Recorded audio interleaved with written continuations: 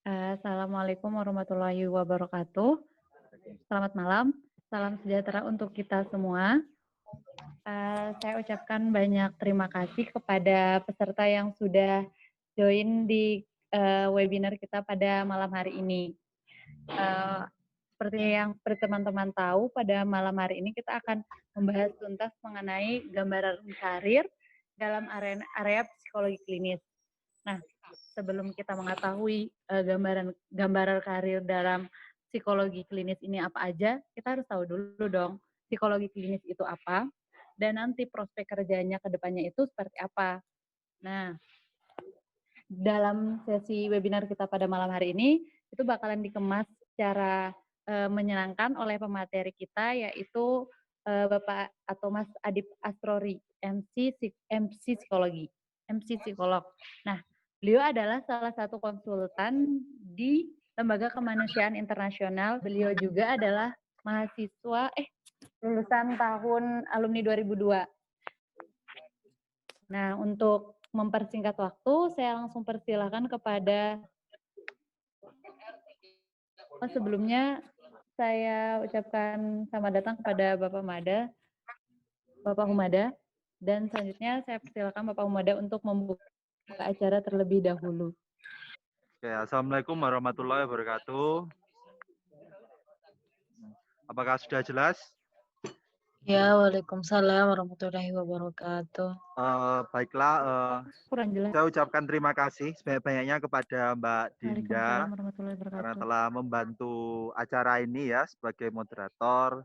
Saya juga terima kasih sekali kepada Psychology Club ya yang sudah berkenan untuk meminjamkan Mbak Dinda ya. Semoga kedepannya kita juga bisa ngundang lagi teman-temannya Mbak Dinda ya di PC untuk jadi moderator karena kegiatan-kegiatan kita nanti juga akan banyak berkaitan dengan dunia psikologi setelah alumni nanti seperti apa ya kan, dan kita masih ada sesi-sesi berikutnya. Nah, insya Allah nanti setelah ini kemungkinan psikologi positif, tapi kita juga masih melihat lagi dari teman-teman mahasiswa baru nanti request-nya apa begitu ya. Oke, saya juga turut mengucapkan terima kasih kepada Pak Adip Asrori sebagai alumni UMM ya, mantan dosen UMM juga yang saat ini kemudian berprofesi berdiaspora di dunia profesional ya, di NGO ya, dalam dunia klinis ya. Latar belakang Pak Adip yang sangat luar biasa ini membuat kita dari Fakultas Psikologi akhirnya mengundang Pak Adip. Ya, kita berharap agar adik-adik mahasiswa baru, teman-teman yang lain bisa melihat, bisa belajar dari pengalaman Pak Adip, agar juga adik-adik punya gambaran ketika nanti lulus, ya kan? Atau dari sekarang nih sudah punya gambaran, aku akan lebih mungkin punya minat, kecenderungan ke psikologi yang seperti apa ya. Walaupun memang prosesnya akan sangat lama karena siapa tahu ketika skripsi nanti punya cita-cita yang berbeda. Seperti saya pun juga dulu awalnya klinis. Kemudian ketika skripsi, ketika semester pertengahan sosial. Ketika skripsi jadinya industri. Ketika lulus kok masuknya pendidikan ya. Sekarang akhirnya jadi dosen kognitif begitu. Ya itu semua dinamika, tapi yang paling penting itu sebenarnya dalam karir kita harus sudah semakin punya banyak gambaran, semakin punya banyak informasi kira-kira ke depannya seperti apa. Karena kita tahu pasti banyak teman-teman yang masuk psikologi kemudian nggak tahu nih apa sih yang dilakukan di psikologi, bingung psikologi ini ngapain begitu kan, atau jangan-jangan punya miskonsepsi atau mitos-mitos tentang psikologi ya kan, yang kemudian membuat kalian salah langkah gitu ya, atau bahkan mungkin membuat kalian kecewa karena ekspektasi kalian yang dulunya seperti apa sebelum masuk psikologi, namun ketika masuk psikologi kok begini ya, kok nggak sama ya, kok saya jadinya ngerasa salah tempat ya. Nah, oke, hari ini kita akan diskusi bareng Pak Adip ya. Semoga Pak Adip siap ya dengan nanti kemungkinan juga pasti ada banyak pertanyaan-pertanyaan ya. Karena memang psikologi klinis ini yang paling banyak request ternyata sebenarnya ya. Banyak dari mahasiswa baru, teman-teman yang kemarin setelah psikologi industri kita tanya kira-kira ini apa nih area psikologi berikutnya yang akan kita bahas ya, alumni di bidang bidang apa sih yang mau kalian tahu begitu. Terus akhirnya teman-teman meminta psikologi klinis. Makanya hari ini kita hadirkan Pak Adib. Monggo teman-teman juga untuk menimba ilmu sebanyak-banyaknya dari Pak Adib ya. Mungkin sekian dari saya. Saya ucapkan mohon maaf ya sebesar-besarnya karena mungkin ada salah-salah kata, salah-salah ucap atau ada kesalahan yang saya buat ya, baik yang saya sengaja ataupun tidak sengaja. Semoga acara kita pada malam hari ini bisa berjalan lancar ya. Walaupun mungkin nanti banyak teman-teman yang nggak bisa gabung ya, kita tetap bisa, teman-teman tetap bisa menyaksikan acara hari ini dengan melihat di kanal YouTube Fakultas Psikologi UMM ya kan. Fakultas Psikologi UMM juga mulai beberapa waktu ini kita terus meramaikan, menggenjot publikasi-publikasi ya. Karena memang kita sadar bahwa media sosial saat ini juga penting ya. Jadi monggo buat teman-teman nanti kalau misalnya pun sudah nonton, sudah hari ini ikut, terus pengen nonton ulang tayangan juga bisa nanti di kanal YouTube Faksi UMN. Baiklah, sekian dari saya, pembukaan dari saya. Wassalamualaikum warahmatullahi wabarakatuh. Waalaikumsalam warahmatullahi wabarakatuh. Saya ucapkan terima kasih kepada Bapak Mada. Selanjutnya langsung aja kita mulai aja acaranya. Waktu dan tempat saya persilahkan kepada Mas Adib untuk memberikan pemaparan materi. Oke, baik. Terima kasih Pak Mada, Mbak Dinda. Selamat malam teman-teman. Assalamualaikum warahmatullahi wabarakatuh. Waalaikumsalam warahmatullahi wabarakatuh. Waalaikumsalam warahmatullahi wabarakatuh. Iya, terima kasih waktunya. Tadi udah banyak disampaikan. Malam ini saya akan lebih banyak diskusi. Kita pengen ngobrol-ngobrol kira-kira kayak apa sih gitu gambaran karir dalam psikologi klinis gitu kan. Menjadi salah satu cabang bidang keilmuan yang beberapa tahun belakangan saya geluti. Nah, sebelum saya masuk ke materi, sebelum nanti saya ngoceh banyak cerita sama teman-teman, yang kebayang, saya pengen diskusi dulu deh. Saya pengen minta pendapatnya teman-teman. Yang kebayang gambaran jadi psikolog klinis itu kayak apa sih gitu. Ngapain sih kerjaannya psikolog klinis itu gitu. Boleh minta volunteer pendapatnya beberapa orang, 1 atau 2 orang, atau 2 atau 3 orang. Ngapain kira-kira? Yang kebayang teman-teman. Mbak Dinda dulu mungkin sebagai direktur visi. Kalau saya dulu ya Mas ya. Boleh Mbak Dinda, silakan. Kalau menurut saya ini pandangan secara umum aja nih Mas. Biasanya kan kalau psikologi klinis itu kerjanya cuma jadi seorang psikolog. Terus cuma tahu sebatas itu aja sih, tapi emang beberapa ada juga pernah cari informasi mengenai psikologi klinis itu juga. Ada juga yang jadi ini di psikologi forensik. Ya pernah. Soalnya saya juga pernah tertarik juga sama yang itu Mas. Jadi pengetahuan saya tentang prospek kerjanya sebagai seorang psikolog klinis itu masih hanya terbatas dalam hal itu aja Mas. Kayak gitu. Oke, baik. Terima kasih Mbak Dinda. Ada lagi pendapat yang lain? Teman-teman kan ini kuliah psikologi, terus kemudian kebayang, ngapain ya psikolog klinis itu ya? Gitu. Feel free, discuss aja. Kita ngobrol aja malam ini. Gimana? Boleh Mas. Mungkin salah satu peserta juga bisa memberikan pandangan mengenai psikologi klinis itu seperti apa. Kayak apa teman-teman? Ngapain sih yang kebayang sampai hari ini? Ini udah pada masuk kuliah belum sih teman-teman ini? Udah mulai perkuliahan belum? Kalau perkuliahan via daring udah masuk sih Mas. Oke. Ya, karena kebanyakan mahasiswa baru ya Mas, jadi mungkin belum banyak tahu. Belum kebayang ya. Oke. Taunya mungkin baca kepribadian dengan melihat. Baca kepribadian dengan melihat, oke. Boleh salah satunya itu ya. Ada lagi yang mau berpendapat? Belum? Menurut saya Boleh, silakan. Psikologi klinis itu adalah salah satu cabang dari pelajaran psikologi itu sendiri, di mana membahas tentang kesulitan atau rintangan emosional seseorang.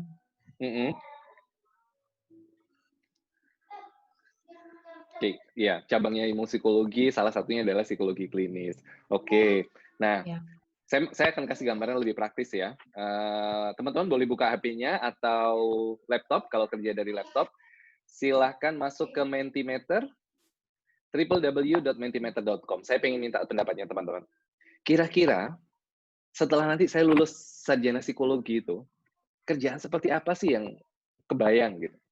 Nanti di situ diminta masukin kode 742533. Masukin kodenya. Nggak harus download apps-nya, bisa dibuka dari browser, bisa dibuka dari HP, www.mentimeter.com.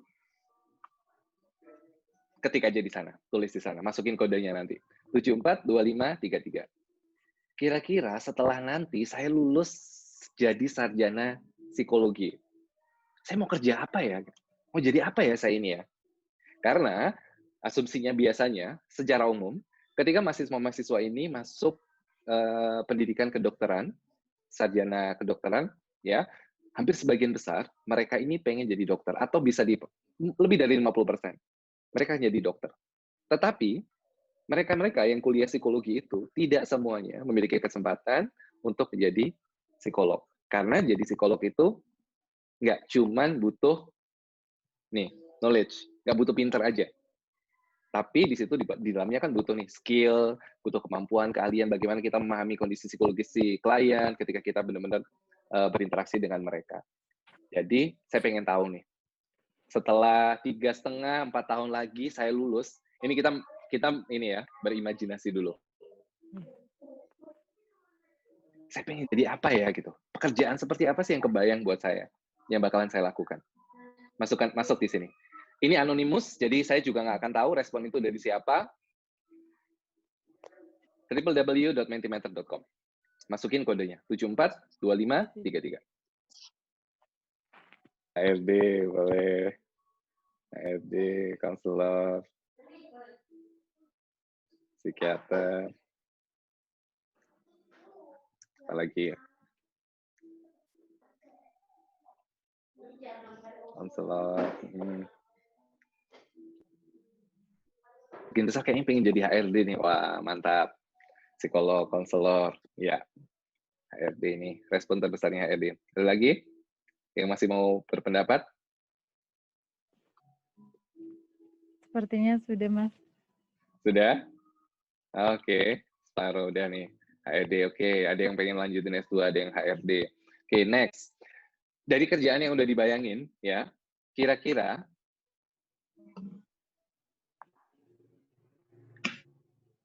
berapa sih gitu gaji terbesar yang saya bisa bayangkan dari pekerjaan yang tadi saya udah sebutin? Kita ceritanya ini lagi bermimpi kan, biasanya kalau calon-calon sarjana psikologi ini mimpinya tinggi-tinggi nih gitu kan. Nah, bisa jadi semoga dengan percakapan kita hari ini, next ketika teman-teman udah lulus nih, oh ini ternyata bisa jadi kenyataan nih gitu. Namanya mimpi kan boleh aja taruh sebesar-besarnya gitu kan. Berapa sih yang terbayang gitu? Kira-kira nih kalau saya kerja nih dengan kapasitas saya setelah saya lulus psikologi, saya udah lulus sarjana psikologi, saya dari UMM, saya udah punya skill, saya udah punya pengetahuan, pemahaman dan lain-lain. Yang mampu dibayangkan gitu. Berapa kira-kira? Oke, ada yang udah tulis 2 juta nih. Semoga ini jadi mimpi nih gitu. Ya, 10 juta per bulan betul ya. Monthly ya, gaji bulanan. Oke, 10 juta, 8 juta. Oke, terus. Masukin aja. Biar ini nanti jadi motivasi. Oh, berarti saya bandrol nih. Saya bandrol diri saya nih, kayaknya aku begitu udah lulus nanti saya pengen dapat sekian deh. 5, 10, ya 20 kayaknya yang paling tinggi. 35, oke, that's great.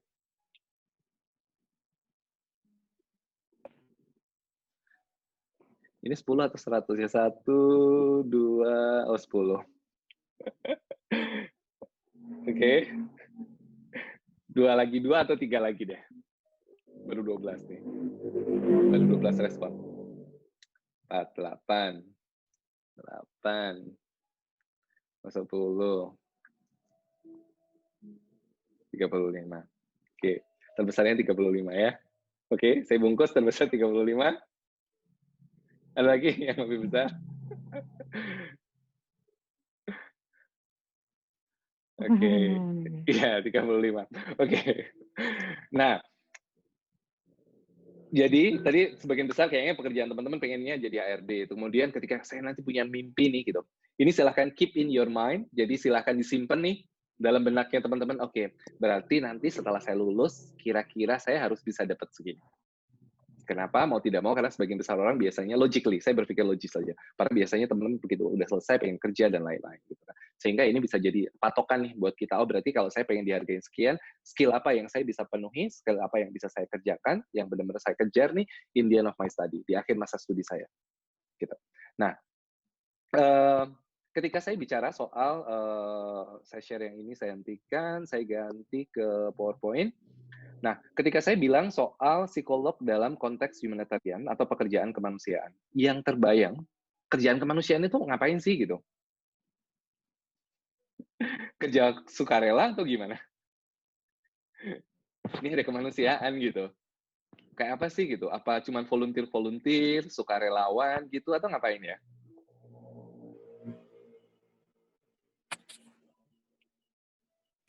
Sepertinya pekerjaan kemanusiaan itu Mas yang ini, yang memang ada kaitannya sama manusia, yang emang setiap hari ketemu dengan manusia. Mungkin seperti itu Mas. Seperti itu ya. Oke. Kerjanya kemanusiaan. Jadi kalau ini karena ini saya bahasakan Indonesia ya. Jadi itu menjadi bahasanya kemanusiaan. Tetapi kalau dalam konteks bahasa Inggrisnya dia namanya humanitarian work, ya. Humanitarian work. Jadi kita bekerja pada setting kayak teman-teman yang lihat nih misalnya ada bencana alam, ada disaster atau bencana alam ke negara-negara konflik misalnya gitu kan. Nah, itu lebih spesifik bagaimana peran saya sebagai seorang psikolog klinis ketika saya bekerja pada konteks yang demikian. Nah, kalau tadi, by the way, ngomong-ngomong soal tadi, saya tadi udah lihat terbesarnya sekitar 35 ya, teman-teman bandrol 35 juta. Nah, saya pengen sedikit kasih tahu nih, ada namanya UNV, United Nations Volunteer. Ini adalah salah satu kerjaan volunteer, kerjaan sukarela, ya, karena bilangnya volunteer, UN volunteer. Nah, untuk 1 tahun penugasan, ini bukan saya bikin, karena nanti teman-teman bisa reference ke sini. Ini adalah referensinya, teman-teman bisa klik di sini, nanti akan merujuk ke link itu. Di situ ada kalkulatornya, ya, ada kalkulatornya untuk menghitung. Jadi, kalau nanti teman-teman masuk nih bisa jadi UNV ya, United Nations Volunteer, jadi misi kemanusiaan sebagai petugas kemanusiaan dengan kapasitas sebagai seorang biasanya kita bilangnya mental health officer gitu ya, atau sarjana psikologi yang punya pengalaman dalam bidang kemanusiaan. Paling tidak 1 bulan itu teman-teman bisa dapat segini loh, 47. Sekitar ini ada di sini nih living allowance-nya. Monthly living allowance sekitar 3.256 US dollar. Jadi setiap bulan yang teman-teman bisa dapetin sekitar 47 juta. Bersih ya, bersih. Kemudian pulang pergi tiketnya ditanggung, nggak hanya ditanggung diganti 100%, tetapi dia hitungannya 120 plus 20% dari tiket yang kita beli. Ada cost untuk pengiriman barang sekitar 7 jutaan. Kemudian di akhir misi kita, ketika kita selesai dalam proyek 1 tahun, kita bisa dapat sekitar 67 juta. Kurang lebih ya, ini ada hitungannya di sini. Dan di akhir masa misi kita bisa dapat sekitar 35. Jadi kalau tadi yang bandrol 35 juta, paling cuma dapatnya sekali. Tapi setiap bulan kalian bisa dapat sekitar sekian. Dan ini hanya volunteer. Kerjaan yang dibanderol sebagai volunteer. Ini dalam konteks kita bilangnya family duty station. Family duty station itu untuk negara-negara yang situasinya masih aman. Artinya masih bisa membawa keluarga. Kayak saya sekarang misalnya. Saya sekarang ada di Myanmar, di ibu kotanya, saya sekarang ada di ibu kota. Di ibu kotanya Myanmar ini masih dalam masuk hitungan family duty station. Artinya saya boleh bawa keluarga. Nanti kalau saya dikirimkan, kalau teman-teman masih ingat beberapa tahun yang lalu, dan sampai sekarang ada pengungsi Rohingya. Nah, itu kan di Rakhine State, di state-nya mereka, di provinsi mereka, itu dikategorikan sebagai non-family duty station. Nah, kalau kita ditempatkan di sana, nanti karena situasinya konflik ya, situasinya lebih ini, dia akan lebih besar lagi. 1 bulannya teman-teman bisa dapat lebih dari 50 juta. Kita bilangnya bukan gaji, tetapi monthly living allowance. Jadi, karena itu hitungannya volunteer nih, gitu. Ini cuma volunteer, gitu, tenaga sukarela nih. Karena kita tidak digaji, kita tidak dibayar. Dengan beda sama pekerjaan ya, karena di sini kita bilangnya United Nations Volunteer. Lembaga PBB lah gampangannya, kalau teman-teman mudah memahaminya. Gitu. Dan setiap bulan ditambahkan ada namanya well-being. Jadi, ini tambahan, karena saya berada di lokasi konflik. Lokasi yang benar-benar saya nggak bisa bawa keluarga nih. Ada tunjangan tambahan sekitar segini 15 juta tambahan lah. Jadi total paling nggak sekitar saya bisa dapat 60-an lah, kurang lebih 1 bulan. Gitu, dengan tiket ditanggung, dan lain-lain ditanggung.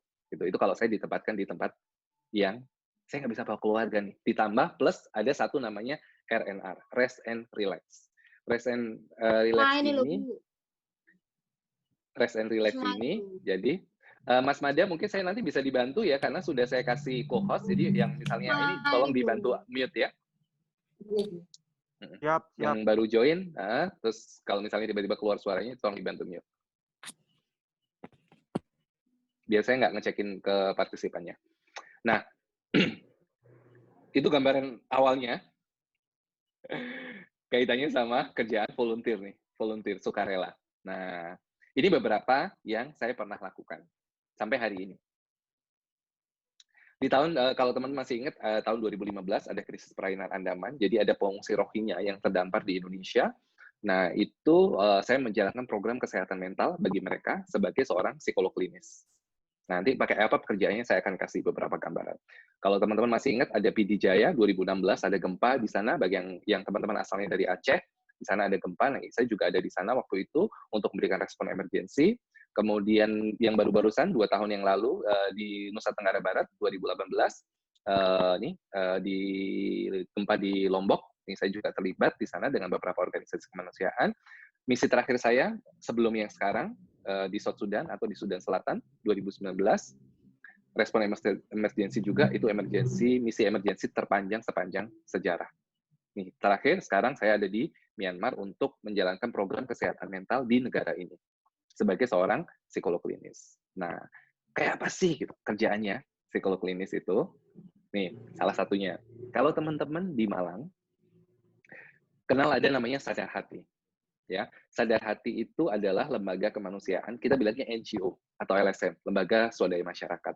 Ini adalah pijakan pertama saya, karir pertama saya ketika saya bekerja dengan sebuah NGO. Ketika saya memutuskan untuk tadi di Mas Mada bilang bahwa saya pernah ngajar di UMM 2 tahun, gitu ya. Kemudian saya memutuskan untuk berhenti karena saya merasa bahwa saya harus menjadi seorang praktisi, gitu. Saya pengen jadi seorang praktisi yang saya benar-benar bisa terjun langsung ke masyarakat tanpa saya tahu bahwa itu akan membawa kepada pekerjaan yang saya jalanin saat ini.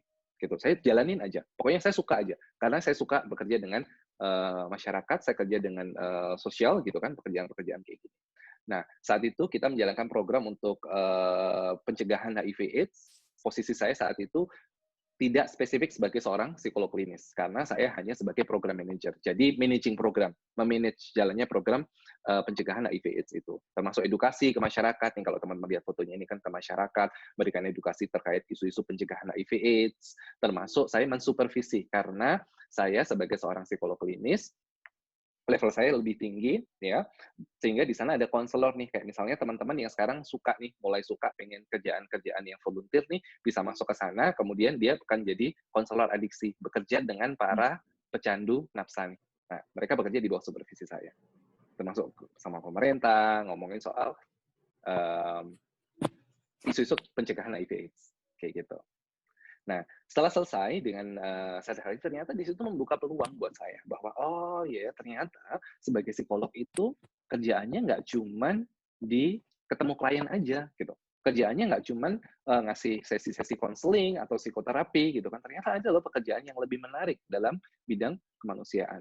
Kemudian saya mulai ini misi pertama saya dengan sebuah lembaga PBB yang bekerja pada isu-isu migran atau pengungsi.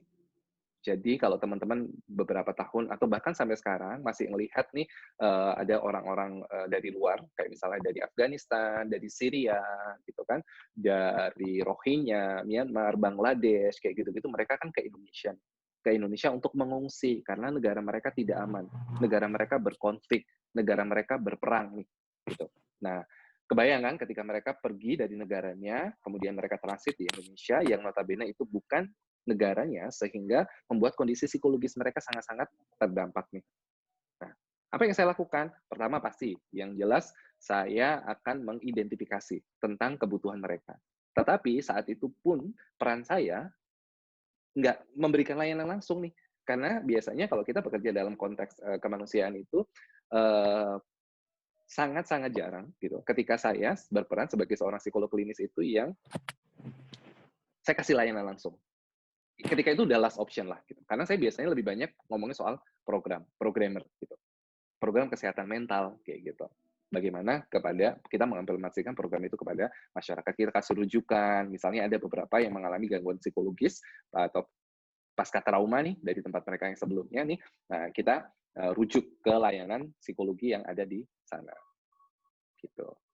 Nah, setelah itu kemudian saya yang tadi saya bilang tahun 2015 ya ada Andaman Sea Crisis atau pengungsi Rohingya yang terdampak. Jadi saat itu ada pembantaian massal di Myanmar untuk suku Rohingya. Jadi kayak semacam kita bilangnya genocide.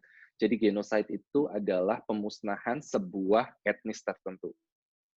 Nah, di sini mereka mengungsi ke Indonesia karena ditemukan ada kuburan massal di Rakhine State di mana mereka dibunuh, kemudian dan lainnya mereka harus mengungsi ke negara lain. Salah satunya mereka terdampar di Aceh waktu itu. 2015 itu kita bilangnya Andaman Sea Crisis atau krisis perairan Andaman di sana. Nah, disinilah saya benar-benar berperan langsung sebagai seorang psikolog klinis.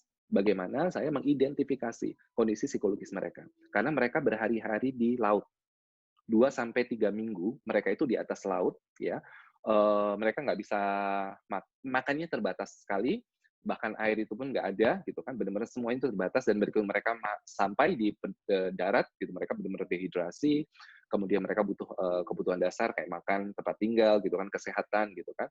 Nah, setelah mereka terpenuhi itu baru kemudian mereka akan mendapatkan dukungan psikologis. Nah, kalau teman-teman lihat nih, di samping saya selalu ada satu orang ini, ya, ini adalah translator atau penterjemah yang membantu saya berkomunikasi dengan mereka.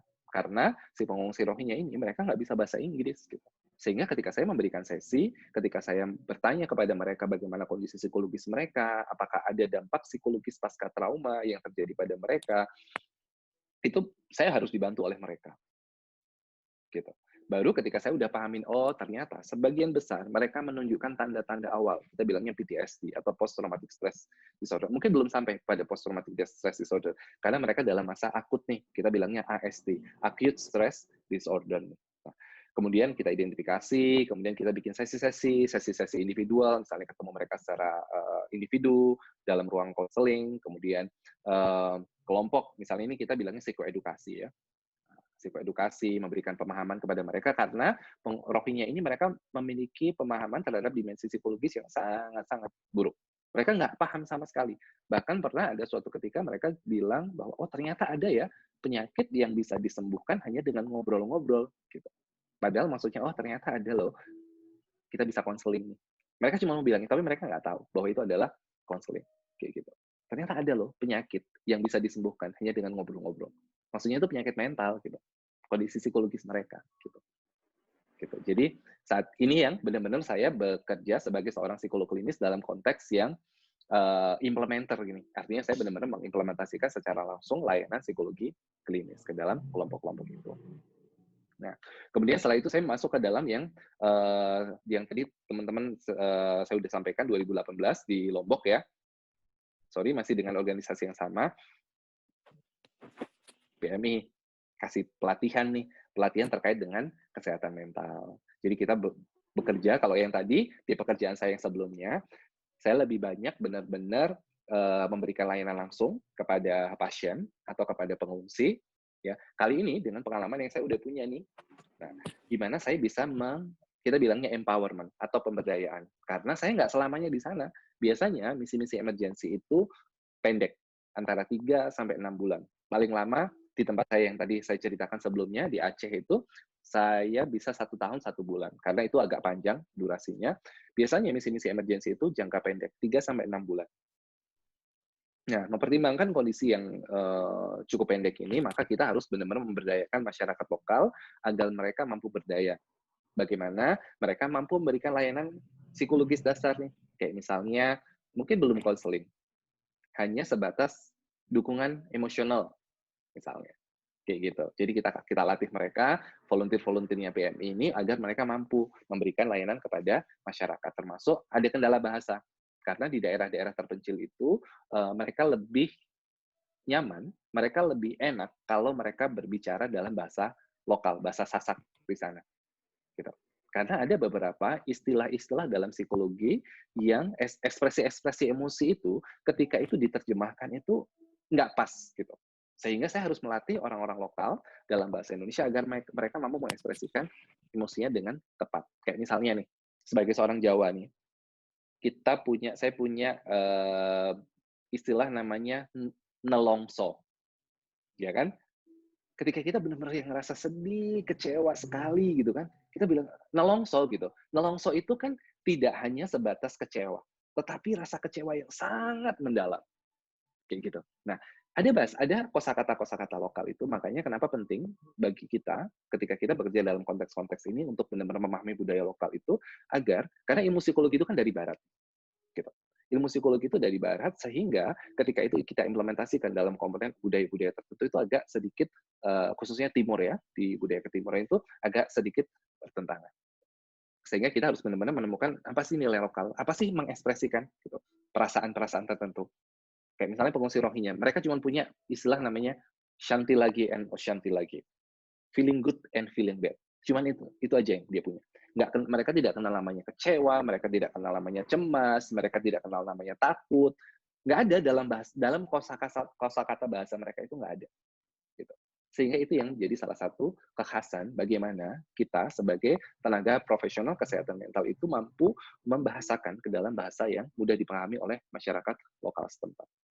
Gitu. Nah, kemudian setelah selesai saya di Lombok, masih dengan organisasi yang sama, ini konteksnya berbeda lagi. Kalau yang tadi di awal saya cerita bahwa saya bekerja untuk kelompok dengan HIV/AIDS. Kemudian di setting berikutnya saya bekerja dalam konteks bencana alam, gempa bumi lebih spesifik misalnya. Nah, di sini saya bekerja untuk isu kesehatan seksual dan reproduksi. Bagaimana ilmu psikologi klinis yang saya punya bisa saya implementasikan, bagaimana saya bisa terapkan dalam konteks kesehatan seksual dan reproduksi bagi remaja, gitu. Masuk ke desa-desa, penyuluhan kepada mereka, bagaimana, nanti teman-teman akan belajar namanya psikologi perkembangan. Ya kan? Oh, ternyata ini loh, gitu, yang notabene itu tidak dipahami dengan baik oleh mereka. Gitu. Mengembangkan materi-materi apa yang tepat nih, agar mudah dipahami. Gitu. Itu juga yang menjadi salah satu challenge atau tantangan bagi saya, yang membuat saya benar-benar seneng gitu kerja di sini. Karena ketika misalnya nih, kita bekerja dengan masyarakatnya, kan itu bagaimana caranya saya membahasakan ilmu-ilmu psikologi yang teoritis. Nanti kan teman-teman setelah belajar banyak nih ilmu psikologi, setelah ini masuk ke, itu kan akan banyak nih, belajar kayak cognitive behavior misalnya, kemudian coping mechanism, kayak gitu-gitu. Psikologi kepribadian, kayak gitu-gitu kan. Nah, itu kan kadang agak susah gitu ketika kita implementasikan kepada masyarakat yang awam, yang mereka benar-benar nggak ngerti. Gitu. Jadi bagaimana kita bisa mengimplementasikan ilmu psikologi itu dalam konteks yang lebih spesifik nih, yang benar-benar grounding, yang benar-benar mudah dipahami oleh masyarakat, kayak gitu. Masuk ke sana, ke sekolah-sekolah, kasih penyuluhan, kayak gitu. Membantu mereka untuk mendapatkan pemahaman tentang dimensi psikologis mereka. Kayak gitu. Nah, setelah saya masuk di sini, gitu, dalam konteks remaja, ini misi terakhir saya sebelumnya, PSS atau Psychosocial Support atau dukungan psikososial, jadi kombinasi antara dimensi psikologis yang kita udah pahamin, kognitif, emosi, perilaku, dan dia dengan konteks sosial nih. Nah, Setelah saya misi dengan misi kemanusiaan di Lombok, saya dikirim untuk misi kemanusiaan di South Sudan atau Sudan Selatan. Ini adalah situasi emergensi di konflik kemanusiaan terbesar di South Sudan atau Sudan Selatan karena konflik ya, perang gitu. Nah, di sana saya memberikan program kesehatan mental bagi mereka, lebih spesifik untuk child protection atau perlindungan anak. Gitu. Apa yang saya lakukan? Pertama pasti, biasanya begitu saya masuk ke tempat baru, saya akan identifikasi dulu kebutuhannya. Kayak apa sih kebutuhan kesehatan mental mereka? Gitu. Oh mereka cemas nih, misalnya dampak kan perang nih ya. Kira-kira dampak dari peperangan itu apa ya terhadap dimensi psikologis mereka ya? Kayak gitu. Nah begitu saya udah dapat profilnya, misalnya di satu negara gitu kan, beberapa provinsi gitu kan, saya udah dapat mappingnya. Kemudian di situ saya develop, saya mengembangkan sebuah program kaitannya dengan kesehatan mental. Dan kasih training nih, capacity building nih kepada staff-staff lokal ini. Kalau ngelihat nih teman-teman ada di sini nih, di bawah pohon nih gitu. Saya kasih training kepada mereka. Karena situasinya benar-benar emergency, nggak ada ceritanya kayak teman-teman kelas di kelas, kasih training, apa. Nggak akan ada situasi seperti itu. Bahkan teman-teman lihat yang di gambar bawah, pojok kanan bawah ini, mereka ini belajar loh, ini sekolah mereka loh. Gitu. Ini mereka pergi ke sekolah nih. Gitu. Kayak gini, sekolahnya di bawah pohon, kayak gitu. Ini sekolah nih gitu, ini mereka sekolah nih, kebayang kan gitu kan, lantainya masih tanah gitu kan, tapi mereka ada kesungguhan nih, benar-benar pengen belajar gitu. Nah, bagaimana dampak psikologis itu terhadap keseharian mereka nih gitu, bahkan untuk makan dan segala macam mereka susah nih gitu. Nah, bagaimana kita memberikan program kesehatan mental atau layanan-layanan psikologis kepada mereka. Ini ketika saya di South Sudan Selatan nih, gitu, tahun lalu. Nah, kemudian, oh ini living kondisinya. Nih, kalau teman-teman tahu apa ya, kontainer, ya, kontainer peti kemas ya, yang ada di pelabuhan-pelabuhan itu, yang buat ngangkut barang, yang besar banget itu. Nah, itu jadi kamar saya, tempat tinggal saya di sana. Kalau dilihat, ini kan ini kontainer-kontainer nih, kontainer-kontainer yang ditaruh di tanah, diisi, disitulah saya tinggal, disitulah kamar saya. Gitu di sini kelihatan kan kecil banget nih, tetapi di situ benar-benar di set nih, dibuat yang benar-benar senyaman mungkin nih, gitu. Ini sisi depannya, ini sisi belakangnya. Saya punya kulkas, saya punya microwave, kamar mandi dalam, gitu kan. Ada AC-nya di sini, gitu kan. Ya, ada berangkas segala macam. Tapi karena benar-benar dia di setting untuk pekerja kemanusiaan yang ada tinggal di sana. Gitu. Ini living condition-nya, benar-benar tanah yang gersang. Gitu. Tapi di sisi lain, bukan berarti ketika kita bekerja dalam konteks kemanusiaan yang tadi saya ceritakan sebelumnya, bukan berarti ketika kondisinya berat gitu kan, kemudian kita tidak dipertimbangkan well-being-nya. Ini yang menjadi nilai lebih ketika kita bekerja dalam konteks kemanusiaan. Karena organisasi-organisasi kemanusiaan berarti ketika kita memberikan asistensi dan kita tinggal di tempat yang sulit nih, yang berat medannya, kemudian kita akan dibiarkan begitu saja. Enggak, tetapi kita benar-benar dijamin kehidupannya, kesejahteraannya, dan lain-lain. Makanya tadi bilang, bukan berarti ketika saya tinggal di kontainer itu saya akan dibiarkan. Enggak, gitu. Saya benar-benar dapat fasilitas nih semua untuk memastikan kondisi well-being saya. Dan setiap 7 minggu, yang tadi saya bilang ada namanya RNR, Rest and Relax. Setiap 7 minggu itu saya harus meninggalkan negara ini untuk pergi ke negara terdekat. Tujuannya apa? Buat istirahat. Gitu. Karena di sini kan situasinya cukup berat gitu, medannya sangat berat nih, sehingga itu juga menjadi aturan dari HRD. Kalau teman-teman biasanya kenal ada namanya cuti ya, cuti itu kan salah satu bagian dari aturan HRD yang harus diambil oleh staf, oleh pekerja untuk menjaga kesejahteraan psikologis mereka, agar mereka libur nih. Kenapa sih dalam 1 minggu itu ada Sabtu dan Minggu untuk kita libur nih? Kenapa dalam 1 bulan itu misalnya ada 1 hari dia dapat cuti misalnya? Sama halnya dengan ini. Karena ini medannya berat, karena ini medannya cukup berat, sehingga kita dapat fasilitas itu. Setiap 7 minggu kita diharuskan untuk meninggalkan negara itu. Tidak hanya diharuskan meninggalkan begitu, kamu harus pergi, tetapi semua itu dibiayai, ditanggung. Mulai dari tiket pesawat pulang pergi, kembali ke sana ditanggung, uang makan selama saya berlibur ditanggung, kemudian hotel selama saya berlibur juga ditanggung sama mereka, sampai saya kembali lagi ke sini. Tujuannya untuk apa? Untuk menjaga psychological well-being atau kesehatan mental kita. Gitu. Jadi itu menariknya nih, pekerjaan di kemanusiaan itu lebih ke sana. Meskipun kita medannya berat, tetapi ada pengharapan. Kita benar-benar jaga betul gitu.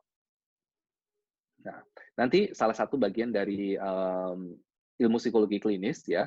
Kalau teman-teman tadi udah bilang bahwa oh cabangnya psikologi itu ada psikologi pendidikan, ada psikologi perkembangan gitu kan, ada psikologi sosial, ada psikologi klinis. Nah, di dalam psikologi klinis itu sendiri ada cabangnya lagi. Salah satunya adalah psikologi klinis makro. Nah, kalau layanan-layanan yang teman-teman biasa tahu nih, yang kalian biasa tahu itu kayak misalnya tadi ngasih konseling, ngasih psikoterapi, itu kan layanan klinis. Tetapi itu kita bilangnya layanan psikologi klinis yang mikro, yang kecil, yang sedikit nih. Karena misalnya dalam waktu 1 atau 2 jam, saya hanya bisa menjalankan 1 sesi buat klien. Tetapi kalau dalam psikologi klinis makro, saya bisa, dengan kemampuan klinis saya bisa menjangkau komunitas lebih luas lagi, lebih besar lagi. Caranya apa? Program. Nah, inilah yang sekarang saya kerjakan di tempat kerja saya yang sekarang. Kita mengimplementasikan salah satunya adalah psikologi klinis makro. Kalau kita mau kaitkan dengan ilmu yang teman-teman pelajari. Seperti apa? Pertama, assessment. Untuk melihat yang assessment, yang saya assessment bukan saya assess kondisinya si klien, tetapi yang saya assess adalah kondisi kesehatan mental di sebuah negara. Gitu. Bagaimana ketersediaan di sini ada namanya mapping service. Ada nggak layanan psikologi klinis di negara ini? Kalau ada, berapa banyak? Populasinya berapa banyak nih? Gitu. Aksesnya berapa banyak nih? Gitu. Termasuk ada prevalensi nih, prevalensi atau kecenderungan mereka-mereka dengan gangguan psikologis, misalnya. Kayak gitu-gitu. Dari situ, ketika saya udah dapat gambaran kerangkanya, kemudian saya bikin program nih, program kesehatan mental. Oh, programnya seperti ini loh, mereka butuh layanan psikologi apa, misalnya. Psikologi dasar misalnya, kemudian mengintegrasikan nih ke dalam layanan yang sudah ada, misalnya primary healthcare. Kalau teman-teman di Indonesia tahu ada namanya puskesmas misalnya. Nah, ternyata di puskesmas itu kan nggak ada nih sampai sekarang. Nah, itu juga menjadi salah satu bagian, makanya dibilang ada namanya advokasi. Saya advokasi nih kepada Kementerian Kesehatan untuk ini penting loh nih, ada kebutuhan nih, mereka butuh psikolog klinis nih, gitu. Dan ketika nggak cuma ngasih tahu bahwa kita butuh, tetapi karena saya bekerja dengan lembaga kemanusiaan, yang kami juga punya dana, maka kita akan memberikan pelatihan nih kepada lokal resource nih, sumber daya SDM yang ada nih. Bagaimana kita bisa memberdayakan mereka untuk memberikan layanan. Atau misalnya teman-teman di Indonesia sudah mulai dikembangkan ada namanya mental health nurse. Mental health nurse itu adalah perawat yang dia mendapat skill atau pendidikan tambahan dalam konteks kesehatan mental di situ. Capacity building, meningkatkan potensi atau pengetahuan mereka, kemudian kita implementasikan. Begitu udah diimplementasikan, ada evaluasi lagi. Kayak gitu. Jadi lebih benar-benar kalau di sini lebih ilmu klinis yang teman-teman biasa pahamin itu yang tadi kalau misalnya dengan klinis mikro nih, saya dalam waktu sehari misalnya sehari itu jam efektif kerja 5 jam.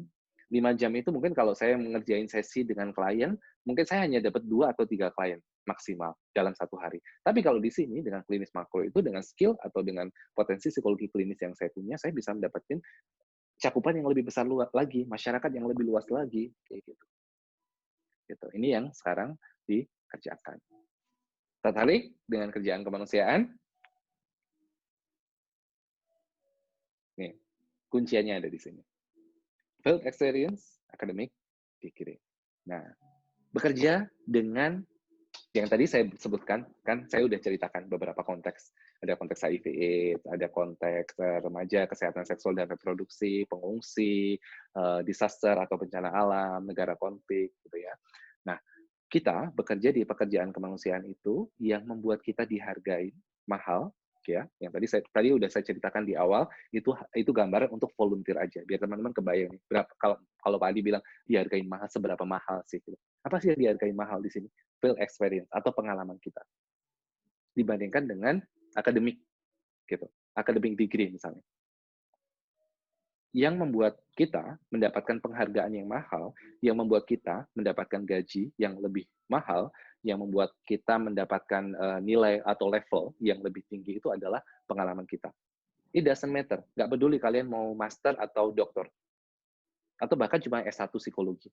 Tetapi kalau kalian benar-benar sudah lama punya pekerjaan di situ dalam konteks humanitarian ya, atau pekerjaan kemanusiaan, maka level kalian akan lebih tinggi. Contoh, tahun 2013, misi pertama, saya selesai pendidikan S2 saya 2010. Kemudian 2013 itu saya join dengan salah satu lembaga kemanusiaan. Saat itu gaji saya masih sekitar kurang lebih 15. Itu 5 tahun lalu. 5-7 tahun yang lalu lah. 15 juta 1 bulannya, dan supervisor saya yang levelnya itu 2 level di atas saya, bahkan dia ini belum master, dia ini mungkin, saya nggak yakin kalau dia ini psikolog, tapi dia itu sudah levelnya di atas saya. Kebayang kan? Gitu. Saya seorang master degree, saya udah punya pendidikan S2, saya seorang psikolog, tetapi supervisor saya ini, dia bahkan mungkin masih S1. Tapi bisa jadi, kebayang kan, level saya aja, gajinya masih 15-16 jutaan. Kebayang kan ketika dia 2 level di atas saya, pasti sangat-sangat jauh di atas itu. Gitu. Berarti menunjukkan apa di situ? Penghargaan yang diberikan dalam pekerjaan kemanusiaan itu tidak melulu soal academic degree, kecuali posisi-posisi tertentu. Kayak misalnya posisi yang saya kerjakan sekarang. Ya, saya nggak hanya pegang sebagai konsultan untuk program, tetapi saya juga megang konsulan untuk lisensi untuk psikolog klinis bagi staf-staf PBB yang ada di negara ini ketika mereka butuh layanan klinis. Itu kan tambahan nih. Tetapi ketika kita benar-benar bekerja dalam setting program nih, itu bahkan nggak perlu gitu, karena saya tahu bahwa tidak semuanya teman-teman yang join sama kita ini ada kemungkinan beruntung nih nanti kedepannya bisa jadi psikolog klinis. Kalau nggak, tekunin aja. Gitu. Kalau senang dengan pekerjaan kemanusiaan, dengan yang tadi saya berikan gambaran, ternyata teman-teman, oh ternyata bisa ya. Gitu. Nah, gimana caranya? Cara mulainya, nih. Sekarang nih, kalau teman-teman udah mulai nih, ini cara mulainya. Mumpung masih mulai kan, tadi katanya Pak Mada, biar teman-teman punya kebayang dari awal nih, apa yang harus dilakukan, gitu kan. Nah, ketika ada aktivitas-aktivitas sosial kemasyarakatan, misalnya kan ada career center nih, punya, UMM kan punya career center nih, misalnya punya bikin volunteer, punya, ikutin aja gitu. Ikut, join, gabung gitu. Karena tidak semuanya, sekali lagi, tidak semuanya bisa kita hargain dengan materi. Bukan berarti ketika tadi di awal saya kasih gambaran tentang berapa sih gajinya gitu. Enggak, saya tidak menekankan pada gaji, tetapi lebih pada ada proses di situ. Gitu. Seimbang nih. Saya tanya nih, logikanya ya.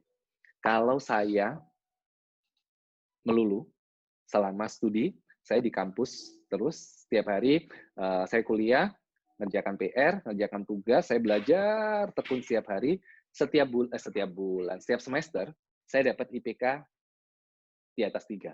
Wajar nggak kira-kira? Saya tanya teman-teman, wajar nggak kira-kira? Tiap hari saya ke kampus, saya belajar dengan tekun, saya menghadiri kuliah, perkuliahan, dan lain, saya benar belajar aja. Saya IPK-nya selalu di atas 3. Wajar nggak? Wajar. Wajar. Wajar.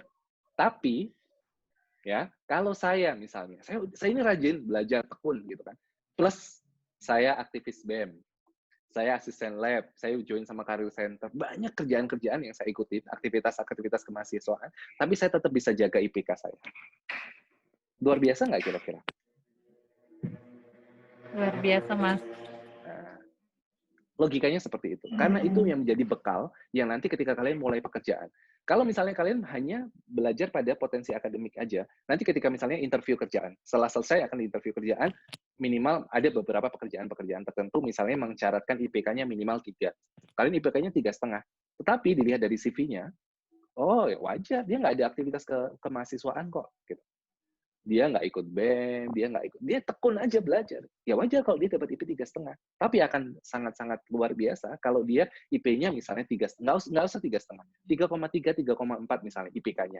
Tapi dia pernah jadi ketua BEM misalnya. Oh, dia pernah jadi asisten lab. Jadi sepanjang histori perjalanan kuliahnya dia selama 4 tahun itu, dia banyak aktivitas yang dia ikutin, sehingga dia akan punya nilai lebih nih dibandingkan dengan yang tadi kandidat pertama yang mungkin dia IPK-nya 3,5, tapi dia cuma belajar aja gitu. Ya wajar kalau saya cuma belajar aja saya dapat nilai yang bagus. Gitu. Dapat poinnya kan di sini bahwa nggak hanya akademis gitu. Karena begitu kita berorganisasi nih ada kematangan sosial di situ. Oh berarti orang ini bagus nih, interaksi sosialnya bagus, teamwork-nya bagus. Karena kan ketika kita berorganisasi kan juga ada mengasah kemampuan sosial kita. Meeting, misalnya kan nanti teman-teman organisasi-organisasi kecil, nah kita belajar nih keterampilan sosial nih. Gimana saya buka rapat, gimana saya mulai diskusi, itu kan social skill nih. Kalau saya cuma melulu akademis aja, saya nggak punya kesempatan buat itu. Gitu. Saya nggak memiliki keterampilan sosial untuk bisa ke sana. Nah, ikutin kayak gitu. Yang penting terakhir adalah lebih pada keterampilan berbahasa Inggris, karena mulai sekarang nih kalau saya boleh jujur ya, saya lulus S2 itu saya nggak bisa bahasa Inggris. Saya satu, bahasa Inggrisnya lumayan lah, tapi saya nggak pernah pakai. Gitu. Saya nggak pernah pakai. Bahkan saya masih ingat banget waktu saya mau tesis ya. Saya mau tesis itu saya harus review 11 jurnal untuk bekal saya. Apa yang saya lakukan? Saya bayar translator. Karena saya nggak mampu kerjakan itu. Saya nyesel banget gitu. Kenapa ya? Saya nggak dari S1 dulu benar-benar. Saya terus belajar. Karena skill ya, bahasa itu kan kemampuan yang harus selalu dipakai. Ketika kita nggak jarang dipakai, gitu, itu akan turun nih. Nanti teman-teman belajar psikologi kognitif. Kayak kenapa sih gitu kemampuan atau skill itu jadi faded atau padam gitu. Nah, ini penting untuk teman, kalau teman udah punya bekal, udah punya bakat, bahasa Inggrisnya udah bagus, udah jago, pertahankan gitu. Karena kalau teman-teman tertarik nih, itu bisa menjadi bekal buat ke depan. Yang terakhir adalah lebih pada komitmen. Seneng nggak gitu? Kayak yang tadi saya bilang gitu kan, bukan berarti ketika saya memutuskan, misalnya 2011 memutuskan untuk saya keluar dari karir saya sebagai dosen, bukan berarti karena pekerjaan sebagai dosen itu nggak bagus, enggak gitu. Itu lebih pada pilihan gitu. Saya hanya ngerasa bahwa ini bukan saya gitu. Ini bukan Adit loh. Karena dia dari awal pengen jadi psikolog klinis. Kalau kita bicara soal pekerjaan ya, siapa sih nggak pengen jadi dosen? Siapa sih nggak pengen kayak Pak Madani misalnya? Gitu kan? Secara sosial, status sosialnya bagus, dipandang loh gitu.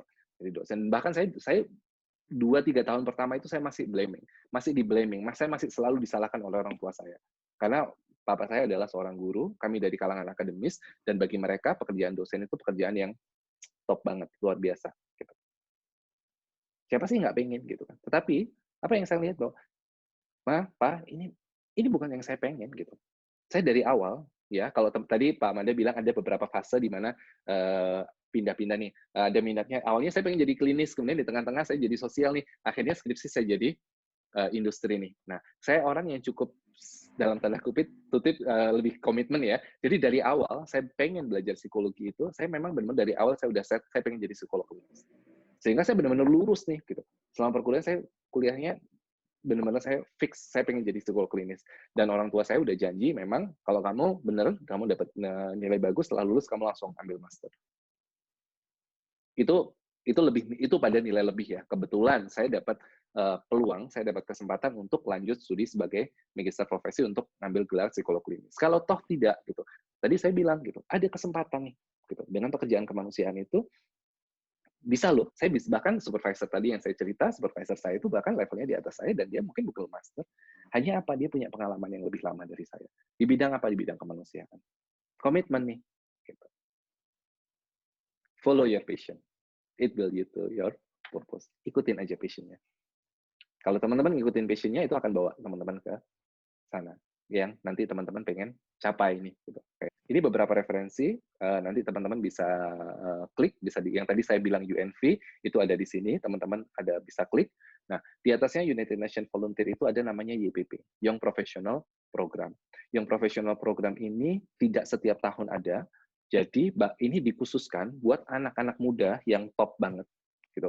Buat anak-anak muda, lulusan-lulusan sarjana, S1, ya, bahkan zero experience. Bahkan mereka nggak punya pengalaman, tapi kalau dia lolos sama tesnya, dia akan langsung menjadi staf internasional, levelnya profesional P1 bilangnya. Profesional program yang satu. Kayak saya sekarang, kalau saya sekarang ini kan P3 ya, level saya sekarang itu P3. Di level P3 nanti dia akan bisa langsung loncat gitu. Dia nggak akan perlu nunggu seperti saya 7-8 tahun untuk berada pada posisi saya sekarang, gitu. Tapi ketika dia berhasil masuk di Young Professional Program ini, karena dia dibuka oleh lembaga PBB untuk anak muda yang berbakat, yang luar biasa, dia akan levelnya langsung di P1. Gitu. Boleh dicoba, ini beberapa referensinya kalau teman-teman tertarik di pekerjaan-pekerjaan ke manusia.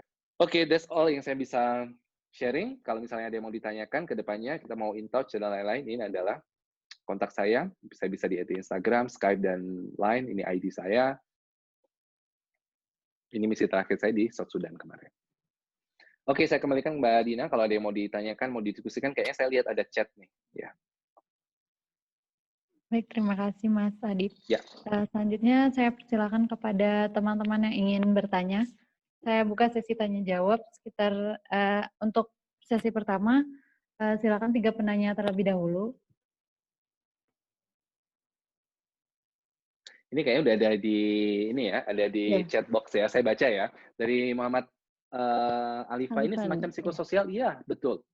Ini adalah pekerja yang bilangnya. Jadi title saya yang sekarang itu kita bilangnya di sana kita bilangnya MSPSS ya. Saya coba kembalikan ke beberapa slide sebelumnya. Di situ saya bilang MSPSS, Mental Health and Psychosocial Support. Jadi kesehatan mental dan dukungan psikososial. Gitu. Jadi yang di sini ini yang tadi saya ceritakan bahwa saya mengerjakan sesi klinis ya. Nah, ini yang membedakan pekerjaan di kemanusiaan. Kalau teman-teman di kampus lebih punya kitab ya, nanti teman-teman akan belajar namanya DSM, DSM 4, DSM 5, Diagnostic and Statistical Manual. Jadi itu panduan yang digunakan oleh para psikolog klinis yang bekerja dalam setting klinis ya di rumah sakit untuk menegakkan diagnosa. Kalau kita pekerja kemanusiaan, kita tidak menggunakan istilah itu meskipun merujuk pada istilah yang sama, tetapi kita bilangnya MSPSS, Mental Health and Psychosocial Support. Kesehatan mental dan dukungan psikososial. Gitu. Jadi lebih ke sana. Tetapi di dalamnya benar-benar dibutuhkan pengalaman klinis yang lebih mendalam. Kalau di sini kan saya sebagai klinis sih gitu. Tapi begitu saya sudah masuk, saya berpindah ke program yang lain, saya sudah tidak terlalu mendalam sebagai seorang psikolog klinis, tetapi saya lebih pada program psikososial gitu. Itu yang membuat konteksnya berbeda. Nah, ini yang benar-benar psikososial. Ini kan PSS itu sebenarnya lebih ke psychosocial support for child protection.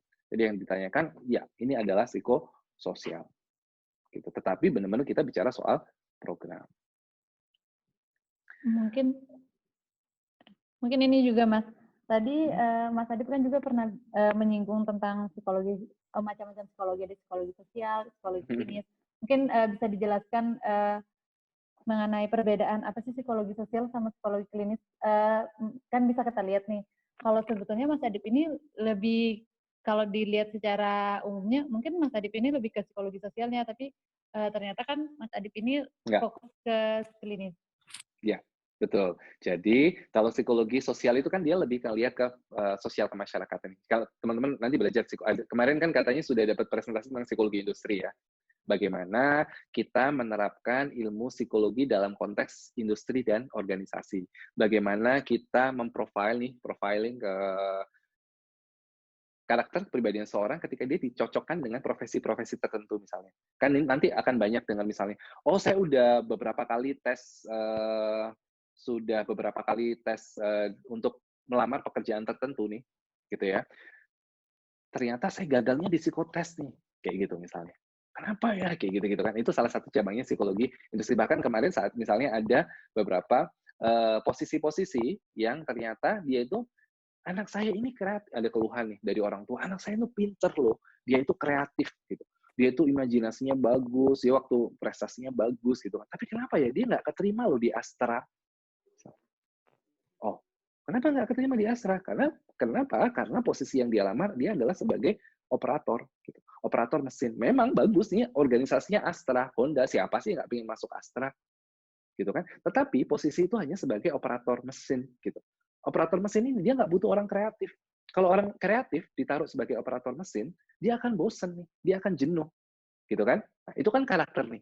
Perusahaan nggak mau dong ambil resiko meng-hire atau mempekerjakan orang-orang yang bukan berarti orang pintar itu akan selalu dapat pekerjaan loh. Justru karena dia pinter, justru karena dia sangat kreatif, gitu kan, dia malah nggak dapat posisi itu. Kenapa? Karena di posisi itu nggak butuh orang yang pinter. Posisi itu hanya butuh orang yang tekun, orang yang suka pekerjaan-pekerjaan yang monoton misalnya. Itu cocok buat dia, karena dia operator mesin, tiap hari kerjaan dia dengan mesin gitu. Nah, untuk menentukan orang-orang yang tepat, disitulah pekerjaan namanya psikologi industri dan organisasi untuk tahu nih gitu, untuk mencocokkan antara profil pekerjaan. Oh, pekerjaan ini butuh orang dengan karakter seperti ini. Saya punya 100 orang pelamar, cocok nggak dengan pekerjaan yang saya akan berikan?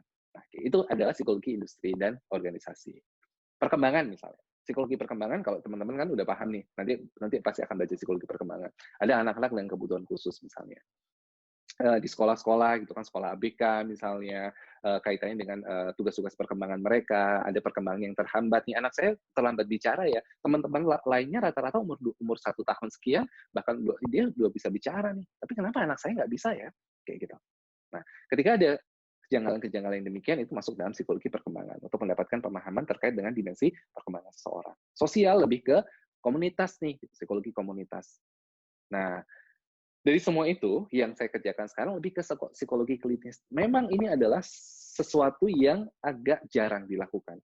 Psikolog klinis yang bekerja dalam konteks kemanusiaan itu sangat-sangat terbatas. Pasti kalau misalnya teman-teman yang umumnya, teman-teman pahamin ya, psikolog klinis itu pasti akan bekerja dengan mereka-mereka misalnya di rumah sakit jiwa. Ya, memberikan layanan konseling atau psikoterapi bagi pasien dengan gangguan kejiwaan. Mereka-mereka dengan depresi, misalnya, ngasih konseling, ngasih psikoterapi.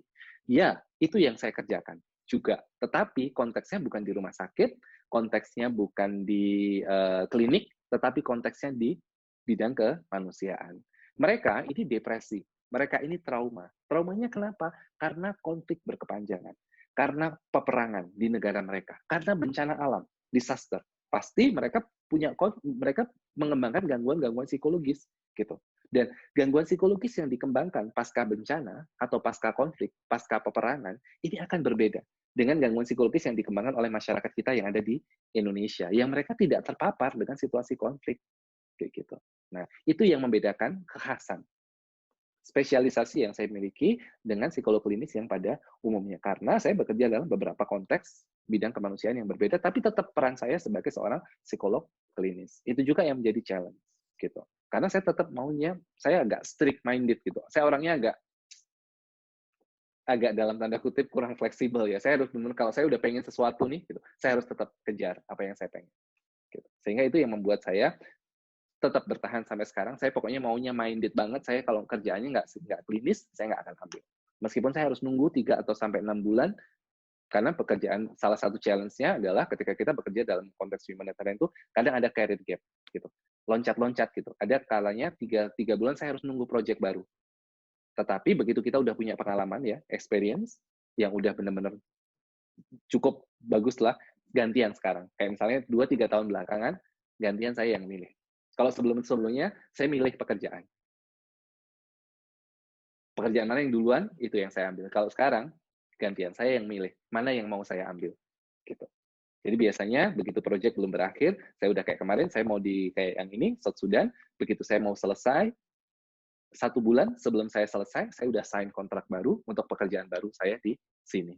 Jadi, begitu saya udah selesai, di Sudan, karena waktu itu tahun lalu Lebaran ya, saya pulang Lebaran, saat saya pulang Lebaran itu saya udah tenang, saya udah sign kontrak baru untuk pekerjaan saya yang sekarang. Jadi di akhir bulan itu saya udah double gajinya, gaji terakhir di kerjaan saya sebelumnya dan gaji baru di tempat kerjaan yang baru saya, kayak gitu. Jadi itu challenge-nya memang karena begitu kita udah punya, itu yang tadi bilang gitu, konteksnya benar-benar yang klinis banget, tetapi hanya beda ranahnya. Ya, ini ada pertanyaan yang dimasuk ke private. Apakah Bapak yang membawa ke asosiasi PBB dan mendaftarkan ini? Ya. Jadi kalau kita, kalau sepanjang 10 tahun perjalanan karir saya bekerja di kemanusiaan itu, tidak pernah sekalipun saya mengerjakan psikotes. Jadi benar-benar yang mereka lihat, yang saya jual itu hanya experience gitu. Kita mengenal ada namanya pool ya. Pool itu yang tadi saya sharing ke teman-teman di link ini, di link yang nanti saya bukakan di habis ini ya. Nah, di link ini itu adalah pool nih. Misalnya ini ya, UNV ya. Nah, di sini kalian akan masuk, saya share baru. Ketika mengikuti kegiatan KSR PMI, itu bisa menjadi salah satu nilai lebih nggak sih? Yes, bisa banget gitu. Karena KSR atau PMI itu kan sebenarnya kan itu nilai, itu kecilannya dari IFRC ya, Palang Internasional gitu. Tetapi di daerah itu kita bilangnya Palang Indonesia gitu. Nah, itu cabang-cabangnya gitu kan. Nah, poinnya apa gitu? Karena begitu teman-teman tadi join dengan organisasi-organisasi kemanusiaan itu, dari zaman kuliah itu akan benar-benar menjadi nilai lebih nih gitu. Oh, ada Pak Jainul ternyata. Nah, dulu nih, ini senior saya yang dulu barengan dengan misi kemanusiaan. Saya nggak pernah menyangka bahwa pengalaman saya dengan UMM, apa Mas Zainul namanya, kita dulu krisis center ya? Krisis center ya. Waktu itu kita misi bencana ke Jember, dan ke Jogja. Waktu itu zaman saya masih krisis center bukan ya namanya Mas ya? Iya, Trauma Center. Oh, trauma center. Ya. Nah, saya PKT. tidak PKT Pusat Konseling Trauma, ya. Gitu. Itu zaman saya mahasiswa gitu. Saya tidak pernah menyangka kalau ternyata zaman saya itu iseng-iseng aja gitu. Saya nyoba aja dulu gitu. Saya tidak menyangka kalau ternyata itu menjadi pengalaman buat saya dan saya mulai menikmati gitu. Saya senang gitu. Kerja di kayak gitu dan ternyata keterusan nih gitu. Ke bawah sampai sekarang. Bisa banget. Jadi intinya itu tadi gitu. Adit, Selanjutnya ada mungkin pertanyaan saya lagi, Mas. mau share sedikit ya. Boleh, Pak Mada silakan. Sekarang ini ada namanya Maharesigana, Mas. Mahasiswa tanggap bencana atau bagaimana begitu ya. Jadi buat teman-teman di UMM, jadi nggak cuma psikologi yang mungkin tertarik untuk volunteer gitu ya. Ketika misalnya ada musibah, ada bencana, lalu pengen ikut menjadi misalnya tim psikososial, nah itu bisa gabung ke Maharesigana. Dan kebetulan psikologi itu biasanya timnya yang paling banyak dari psikologi. Relevan antara latar belakang keilmuan kita dengan Maharesigana. Nah, kalau dulu kan mungkin Pak Adi pada TKT atau apa itu ya. Nah, sekarang ada Maharesigana. Terus juga ada di fakultas itu Pak Adip namanya Lembaga Psikologi Terapan Psikososial. Nah, itu ada Pak Zainul juga kalau nggak salah di situ. Nah, itu juga salah satu menangani yang seperti ya urusan kemanusiaan gitu Pak Adip. Betul, betul. Nah, itu yang jadi nilai lebih nih gitu. Ketika teman-teman punya platform gitu, kasarnya ada nih gitu. Di kampus ini kita udah punya gitu. Kita tinggal pakai bagaimana kita mengoptimalkan yang tadi saya bilang di awal agar kita itu kuliah itu nggak cuma melulu di kampus aja, nggak cuma ngerjain akademis aja gitu kan. Tetapi ada aktivitas-aktivitas yang lain. Ini mungkin akan sekaligus menjawab yang tadi disampaikan oleh Muhammad Alifah bahwa orang yang kurang pandai bersosialisasi gitu bisa nggak terjun dalam kemasyarakatan. Ketika kita memahami gitu bahwa ada orang yang kayak gitu ya kurang pandai misalnya, berarti kan kita sudah ada pada satu level bahwa oke, saya mendapatkan insight, saya mendapatkan pemahaman bahwa oh saya ini belum pandai bersosialisasi. Nah tinggal berarti kan dari agar ini yang membuat kita berbeda dari teman-teman yang belajar psikologi dengan yang nggak belajar psikologi. Berarti ketika saya udah dapat insight, oh berarti saya kurang pandai bersosialisasi. Apakah saya akan terus diam demikian? Gunakan kesempatan sekarang ini buat kita belajar, benar-benar belajar gitu. Gimana caranya agar saya ini mampu bersosialisasi dengan baik. Kalau teman-teman percaya saya dulu paling nggak bisa loh ngomong kayak gitu. Saya paling nggak bisa gitu. Tapi saya challenge diri saya tantang diri saya. Mulai dari semester 5, saya mulai ikut asisten lab. Mulai saya ngasih misalnya ngomong di kelompok-kelompok kecil nih. Karena saya tahu bahwa nanti ketika saya jadi psikolog nih, saya harus bisa nih. Gitu. Saya harus bisa ngomong. Itu jadi challenge, itu jadi tantangan buat saya. Gitu. Nah, itu yang menjadi sesuatu hal yang membedakan kita. Itu yang saya selalu bilang bagi mahasiswa saya dulu waktu saya masih ngajar di kampus, bahwa itu yang membedakan antara kalian yang belajar psikologi dengan mereka-mereka yang tidak belajar psikologi. Apa yang membedakan? Bahwa paling tidak kalian punya knowledge, kalian punya pengetahuan. Itu yang membuat kalian menjadi lebih ke depan dibandingkan dalam mengatasi apa dimensi psikologis kita. Ketika kita punya masalah, ketika kita punya sesuatu yang kita harus dikembangkan. Kayak tadi bilang, oh kayaknya saya nggak pandai bersosialisasi. Oh ya, apa yang harus dilakukan? Kembangkan dirinya misalnya. Kemudian, di kalangan yang sama-sama belajar psikologi, yang membuat kalian berbeda dari yang lainnya adalah mereka-mereka yang mampu mengimplementasikannya secara langsung. Beruntunglah ketika kalian berangkat dari misalnya keluarga-keluarga yang broken home misalnya, atau saya memiliki pengalaman buruk dengan masa lalu saya benar-benar masalah yang challenging dan lain-lain. Kenapa? Karena itu adalah kesempatan buat saya mengimplementasikan ilmu psikologi itu buat saya. Itu yang membuat kita berbeda. Karena ilmu psikologi yang kita pelajari nggak cuma teori aja gitu. Itu benar-benar kita bisa implementasikan. Tetapi bukan berarti kemudian dengan pengalaman yang kita punya, kemudian kita nggak bisa berkembang. Intinya kan apa? Perkembangan. Kalau teman-teman nanti belajar psikologi kepribadian ya, ada teorinya Maslow, ada teorinya Freud, macam-macam itu. Nah, di situ kan ada namanya, oh konsep kepribadian ini seperti apa. Individu itu dikatakan kepribadiannya berkembang seperti apa. Nah, itu kan teorinya yang teman-teman pelajarin di kelas. Nah, Yang penting adalah bagaimana kita bisa mengimplementasikan teori yang dipelajari di kelas tadi. Ketika kita udah bisa mengatasi masa-masa krisis yang kita punya, itu akan membuat kita menjadi pribadi yang lebih tangguh nih, gitu. Pribadi yang strong, gitu. Nah, itu yang menjadi pertimbangan. Semoga itu menjawab pertanyaannya, gitu. Jadi kalau udah mulai menyadari sekarang, bagus nih, kita tinggal improve. Ada pertanyaan terkait dengan pengalaman kerja minimal. Apa ada minimal pengalaman kerja? Oke, saya akan tayangkan beberapa contoh ya. Yang di situ memang dia cuma minta nggak harus psikolog gitu. Dia bahkan yang dia minta adalah sarjana psikologi. Saya akan tayangkan sebentar. Tahun yang lalu, ini posisi pekerjaan 2017, saya sudah highlight untuk posisi ini. University Degree in Psychology. Jadi, sarjana psikologi ini, atau bahkan sarjana sosial nih, atau mungkin counseling. Gitu. Jadi ini adalah job requirement-nya. Posisinya adalah ini, program asisten untuk dalam konteks migrants. Minimum 2 years of professional experience. Paling tidak minimal pengalaman 2 tahun. Gitu. Ini yang tadi saya ceritakan, posisi ini saat ini gajinya sekitar kurang lebih masih 15. Bayang loh ini, cuman sarjana psikologi loh dia mintanya, tapi apa minimum 2 tahun pengalaman. Gitu. Atau misalnya kalau level-level yang lebih spesifik ya, kayak misalnya pekerjaan yang dia membutuhkan klinis nih, pengalaman klinis nih. Ini yang tempat saya yang di Sidway di Myanmar, ini organisasi yang lain ya, organisasi kemanusiaan yang lain, bukan tempat saya bekerja, tetapi saya pengen kasih contoh aja di sini. Nah, ini pun juga sistemnya pool nih, gitu. Saya ada di dalam poolnya mereka. Ketika mereka ada posisi bukaan, mereka akan nawarkan ke saya, Adib, kamu mau kita kirim ke sini, bisa nggak? Gitu. Jadi saya ini ada di beberapa poolnya organisasi-organisasi kemanusiaan, dan saya tinggal lapor aja ke mereka. Begitu saya selesai misi, misalnya, saya selesai satu misi, saya tinggal lapor ke mereka, saya mau selesai nih, ada nggak yang cocok buat saya? Dia akan carikan. Nah, kalau di sini, karena ini posisinya program manager, ini yang dibutuhkan lebih spesifik lagi, Master of Clinical Psychologist. Jadi kalau misalnya nanti lebih spesifik lagi, posisi-posisi tertentu, pekerjaan di, ini yang tadi ditanyakan, psikososial, mental health, and psychosocial support. Di dalam konteks, sekali lagi dia menekankan adalah humanitarian sektor. Apa yang mereka tawarkan ini, mereka bahkan sebutkan, specific condition salary. Ini di pengumuman mereka.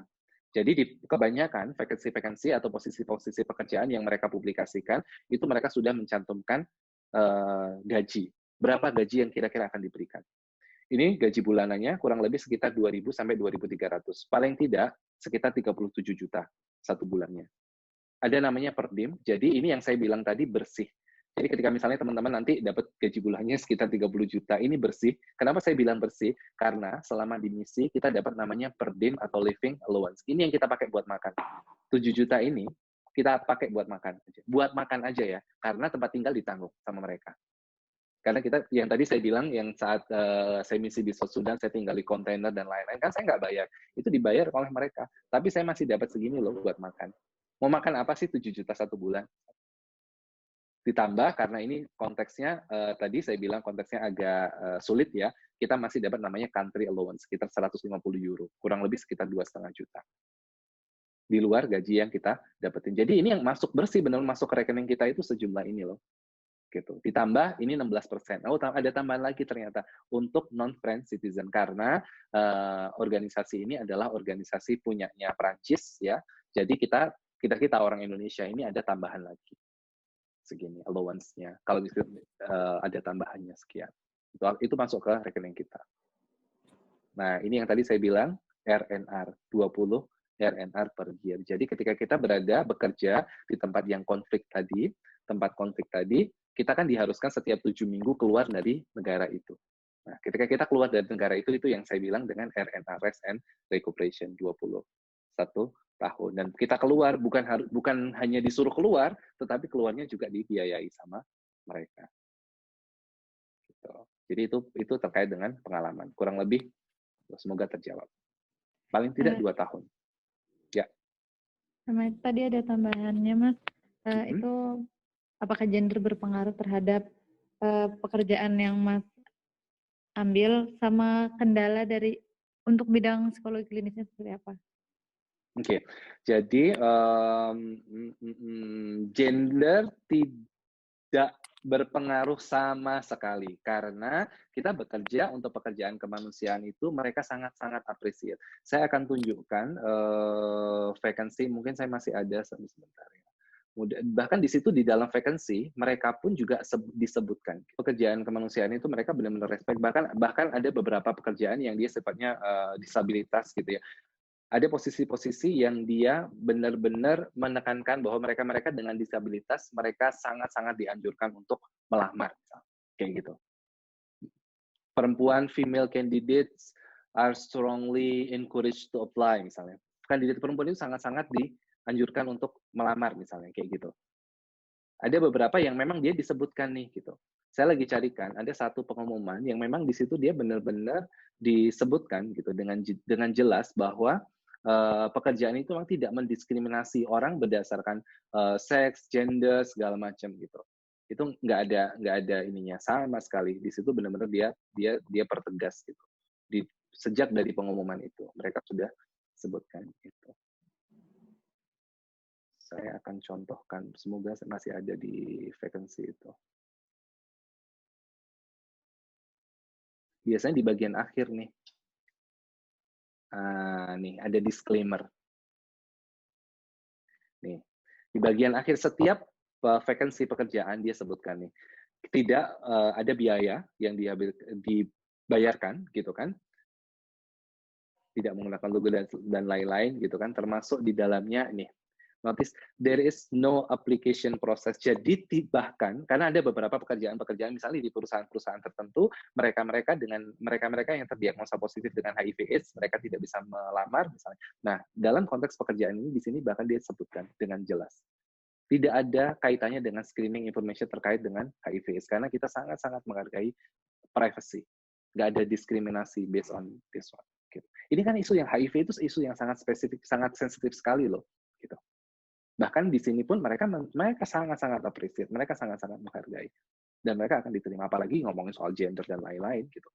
Ngomongin soal gay dan lesbian segala macam itu suatu hal yang sangat umum gitu dalam pekerjaan yang seperti ini. Mereka akan appreciate sekali. Gitu. Nggak peduli, bahkan kita diskus, oh saya seorang lesbian, saya seorang gay misalnya. Mereka tidak akan mendiskriminasikan. Bahkan misalnya anak angkat dan lain-lain dalam pernikahan sesama misalnya, itu pun mereka akan sangat-sangat menerima dan itu bisa diklaim gitu. Ada dependent namanya. Model-model kayak gitu. Jadi pekerjaan kemanusiaan itu benar-benar pekerjaan yang sangat-sangat respect gitu kan. Dengan namanya aja pekerjaan kemanusiaan gitu. Memanusiakan manusia gitu. Lebih ke sana. Gitu. Semoga itu terjawab. Nggak ada diskriminasi dan lain-lain. Untuk kendalanya sendiri, Mas, tadi ada yang bertanya kendalanya seperti apa? Kendala apa tuh? Mungkin kendala dalam menghadapi klien, kendala dalam seperti itu kayaknya, Mas. Oke. Mungkin lebih ke sejauh ini sih tidak ada kendala yang lebih spesifik. Bahkan itu sangat menguntungkan buat saya ketika kita bekerja dalam konteks yang beragam gitu ya. Karena ada beberapa konteks yang dimana saya itu mendapatkan, kalau kita kuliah nih ya, kita mendapatkan supervisi secara spesifik dari supervisor kita. Nah, begitu beberapa pekerjaan kemanusiaan itu kita dapat supervisor dari negara lain gitu. Kayak misalnya, terakhir kemarin di Aceh itu saya dapat supervisor saya seorang Itali gitu, dan saya benar-benar belajar baru tentang family terapi, bahkan saya ditungguin gitu dalam sebuah sesi itu, dan itu memperkaya kekayaan saya, memperkaya pengalaman dan skill saya sebagai seorang psikolog klinis, nggak cuma ada di Indonesia aja kayak gitu. Lebih ke kalau misalnya bilangnya suka dukanya mungkin lebih kendalanya terkadang lebih pada project ya. Ada waktu saya bilang di awal-awal karir saya harus menunggu misalnya 3-6 bulan untuk mendapatkan project baru gitu kan. Kenapa ya? Karena saya masih limit experience gitu. Pengalaman saya masih sedikit. Tetapi 3-4 tahun belakangan saya lebih banyak gantian saya yang memilih gitu kan. Gitu. Lebih ke sana. Semakin banyak pengalaman yang kita punya. Karena kalau sekarang pekerjaan saya itu saya lebih melihat bahwa saya jualan CV lah gampangnya. Saya itu jual diri gitu. Gitu. Apa yang dijual ya? Pengalaman pekerjaan saya di tempat-tempat yang sebelumnya. Nggak cuman akademis aja gitu. Makanya itu juga yang menjadi kekayaan tambahan ketika teman-teman juga terlibat dalam beberapa aktivitas-aktivitas kemahasiswaan, aktivitas-aktivitas sosial di kampus gitu kan. lebih ke sana. Kayak ini ada satu chat masuk ke private saya, apakah psikolog klinis dapat bekerja dalam bidang penegakan hukum atau harus jadi psikolog forensik? Ya, kalau misalnya teman-teman yang sekarang banyak kasus-kasus misalnya psikologi forensik ya, psikolog forensik ya. Nah, karena dibilangnya psikolog, yang jelas mereka harus menempuh pendidikan magister profesi dan dia harus punya lisensi sebagai seorang psikolog karena dia akan bekerja dalam konteks forensik nih gitu. Apa yang dia gunakan? Saksi ahli gitu.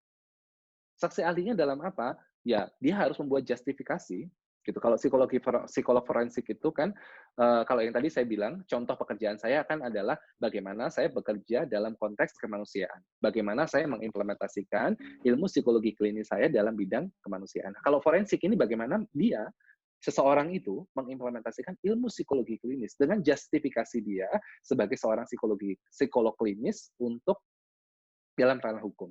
Misalnya, ada korban kekerasan pada anak atau pencabulan yang dilakukan oleh orang tuanya. Dia kan harus bikin profil nih. Kenapa ya? Motifnya dibalik itu. Bagaimana dampak psikologis yang dihadapi oleh seorang anak yang mendapatkan kekerasan seksual yang dilakukan oleh orang dewasa. Nah, bagaimana membuat profil kepribadian dan lain-lain kalau dia bukan seorang psikolog?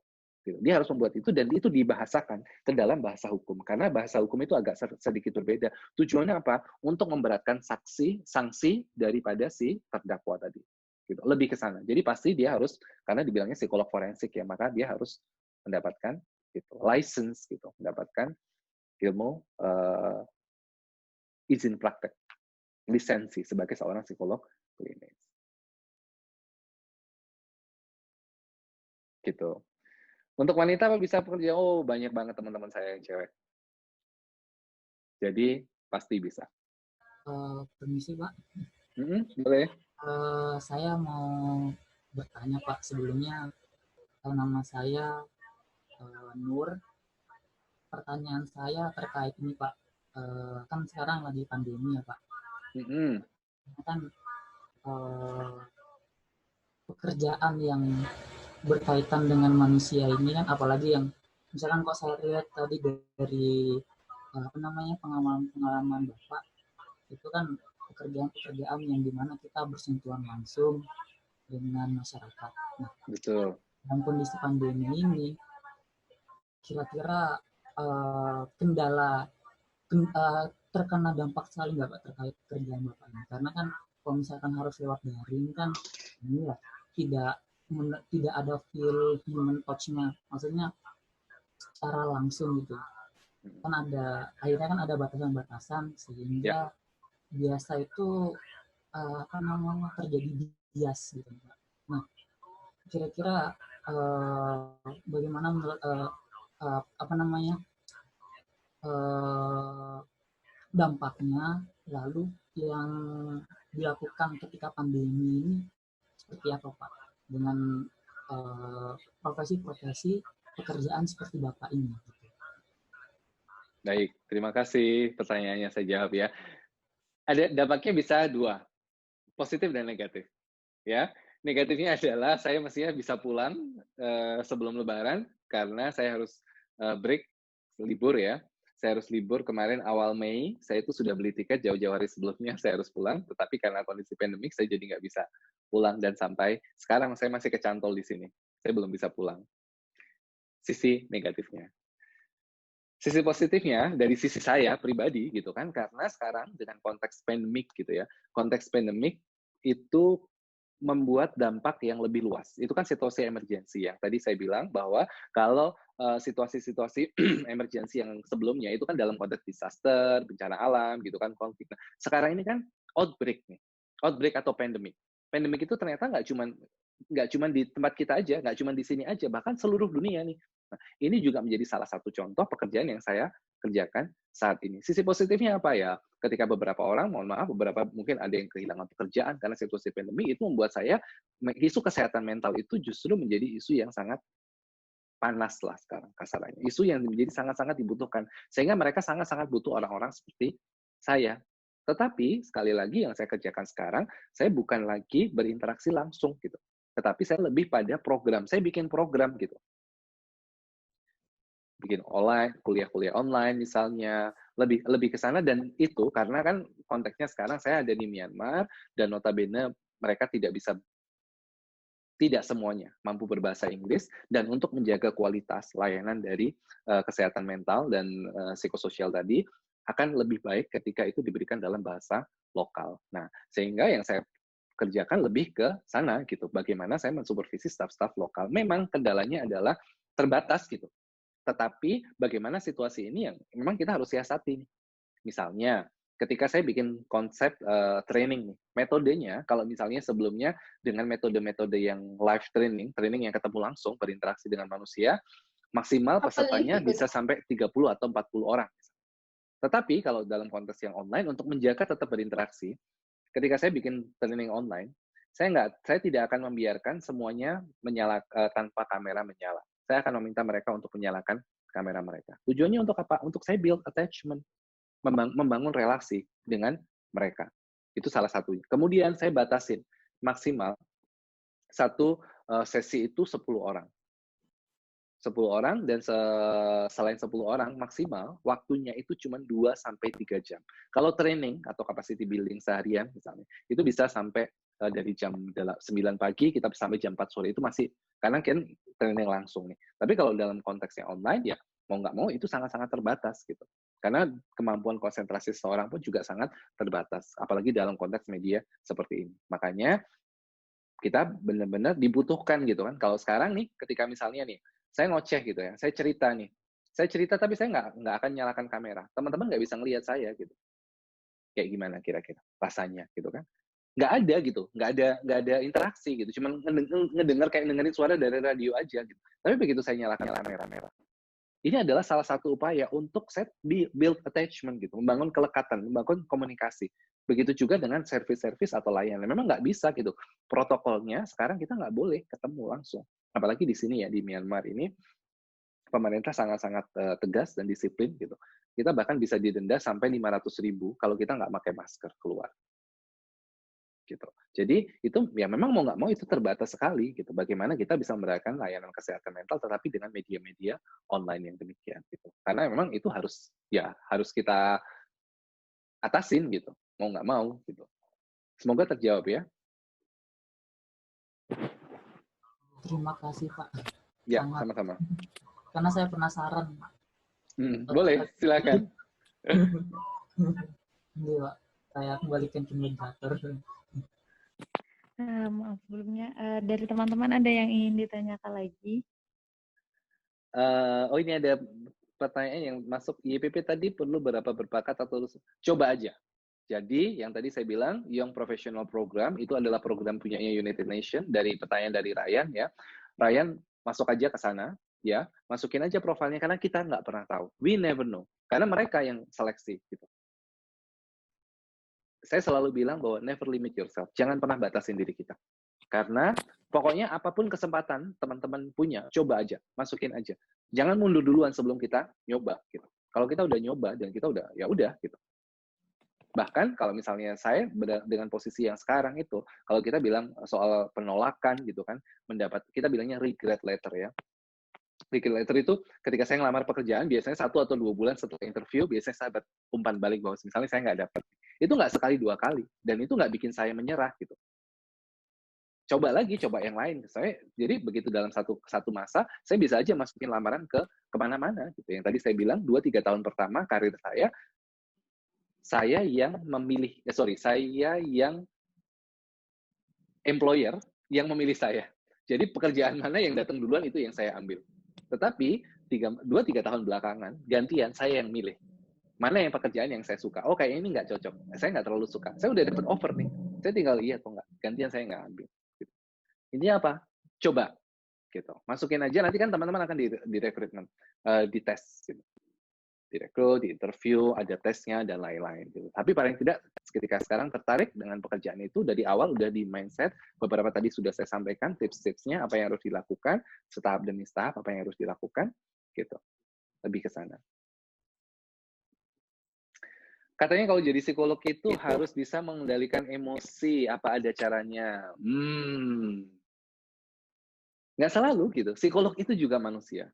Itu yang saya pengen tegaskan. Psikolog itu juga manusia. Bukan berarti psikolog itu adalah pribadi yang top, yang enggak gitu. Lebih pada tempatnya. Kapan kita harus berperan sebagai profesional? Ketika saya ketemu dengan klien, ya peran saya sebagai seorang psikolog gitu. Ketika saya udah keluar, ketika saya udah selesai sesi dengan klien, saya jadi diri saya sendiri.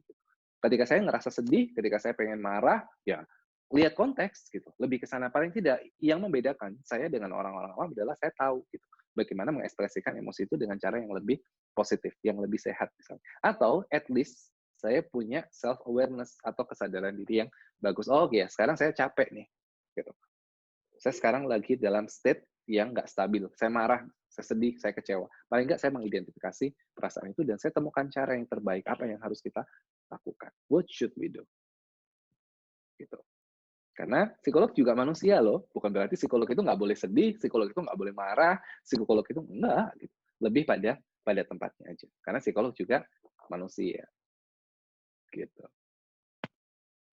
Jika tidak ada, mungkin Mas Adip ada kata-kata atau teman-teman yang mengikuti diskusi pada malam hari ini sebelum kita menutup Closing ya, dan closing statement. memberikan kesimpulannya, Mas. Oke, ya, terima kasih. Baik, jadi pada dasarnya lebih pada follow your passion. Gitu. Ikutin aja apa yang menjadi passion, apa yang menjadi kesenangan teman-teman. Ketika kita melakukan sesuatu yang kita sukai, ya, biasanya di situ kita akan kebawa pada yang namanya komitmen, gitu. Karena yang tadi saya contohkan gitu kan, bahwa ketika saya senang dengan sesuatu yang pekerjaan yang saya sukai gitu, maka itu akan cenderung konsisten gitu, cenderung bertahan lama gitu untuk sesuatu yang saya kerjakan gitu. Itu akan menjadi ketika kita berkomitmen, in the end of the day, ya, in the end of the day kita akan ketemu deh arahnya akan kemana. Saya masih ingat quotes-nya dari salah satu, saya masih ingat minggu pertama saat saya memulai karir saya dengan pekerjaan kemanusiaan di salah satu lokal NGO. Di situ saya cuma bilang, saya ini psikolog klinis loh. Saya ini master loh, gitu. Tapi masa sih saya ngerjain kerjaan kayak gini? Saya ketemu tiap hari sama pecandu nafsa, saya ketemu dengan orang-orang dengan HIV/AIDS, gitu kan. Padahal sebelumnya saya udah dapat settle career yang bagus. Saya di kampus, saya sebagai dosen, saya dihormati, misalnya kayak. Nah, sekarang saya benar-benar kerja di masyarakat. Saya benar-benar yang, saya ngerasa down banget saat itu. Sampai salah satu senior saya bilang, kerjakan dengan, karena kamu ingat kembali ke motivasi awal kamu. Kamu bekerja di sini untuk kemanusiaan. Gitu. Ketika kamu bekerja, melakukan sesuatu dengan sungguh-sungguh, ya, in the end of the day, kamu akan bakal dapetin yang luar biasa gitu. Jadi ada kesungguhan di situ. Dan itu yang saya pegang gitu. Dan sekarang saya tinggal dapetin itu. Kalau teman-teman tahu, tahun lalu aja, saya cuma mau cerita sedikit, tahun lalu itu tarif konsultansi saya dibanderol sekitar 4,5 juta sampai 5 juta. Besar nggak kira-kira? Lumayan ya? Lumayan. Satu hari. Ya, 4-5 juta tahun lalu satu hari. Dan saya satu bulan punya jam kerja sekitar 21 hari. Kebayang ya, berapa banyak yang saya, tapi itu perjuangan panjang, dan itu bersih nih. Itu bersih. Bersihnya, kenapa saya bilang bersih? Karena pertama, bekerja untuk United Nations atau lembaga PBB itu, karena kita memberikan asistensi kepada pemerintah ya, kita memberikan asistensi kepada pemerintah, kita dibebaskan dari pajak. Ada satu klausa yang menyatakan bahwa staf PBB dan semua yang ada di dalamnya itu dibebaskan dari pajak. Sehingga saya nggak akan kena pajak. Itu yang pertama. Yang kedua, ada namanya sebagai konsultan atau tenaga ahli kayak saya sekarang, kita punya namanya DSA atau Daily Subsidiary Allowance. Jadi kami punya uang makan dan tempat tinggal, kayak yang teman-teman lihat di belakang saya ini adalah yang dibayar oleh kantor saya. Seharinya itu saya dapat masih sekitar 1,5 juta satu hari buat makan dan tempat tinggal sejumlah hari. Jadi kalau saya punya 30 hari, berarti saya tinggal 1,5 juta kali 30 hari. Kalau saya punya 28 hari, ya saya tinggal kalikan itu. Jadi buat waktu makan saya aja, saya dapat sehari setengah. Sehari itu dapat 1,5 juta kurang. Di luar gaji ya itu. Gitu. Jadi poinnya di sini apa? Gitu. Ada kesungguhan nih. Ada komitmen. Jadi ketika teman-teman senang dengan sesuatu yang teman-teman kerjakan, dan teman-teman mau ngikutin itu dengan proses yang panjang gitu kan. Siapa tahu ternyata nanti dapatnya yang tadi saya bilang YPP, Young Professional Program. Itu kesempatan yang luar biasa. Jadi kalau teman-teman senang, passion di sana gitu, jangan dilihat materinya gitu. Saya tidak ingin menekankan pada bahwa materi, kenapa tadi di awal saya tanya berapa sih gaji terbesar yang teman-teman ingin kerjakan. Bukan untuk membandrol kita dengan materi, tetapi saya ingin menekankan bahwa di situ ada kesungguhan. Di situ ada sebuah komitmen. Percaya deh, kalau kita komit dengan sesuatu, in the end of the day, kita akan dapetin sesuatu yang kita pengenin gitu. Ada perjuangan, ada proses panjang untuk ke sana. Jadi yang penting adalah saya ingin menekan kepada prosesnya. Nggak ada sesuatu yang kita bisa dapetin secara instan. Gitu. Dan saya bisa dapetin semua ini hanya itu proses yang panjang gitu. Jadi follow your passion, berproses terus untuk menjadi pribadi yang lebih baik, nggak cuman personally, nggak cuma akademis aja, tapi juga sosial dan lain-lain.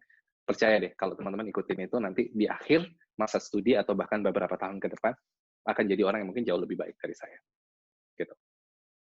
That's all, last quote-nya. Semoga bermanfaat, semoga cukup memberikan masukan, inspirasi buat teman-teman.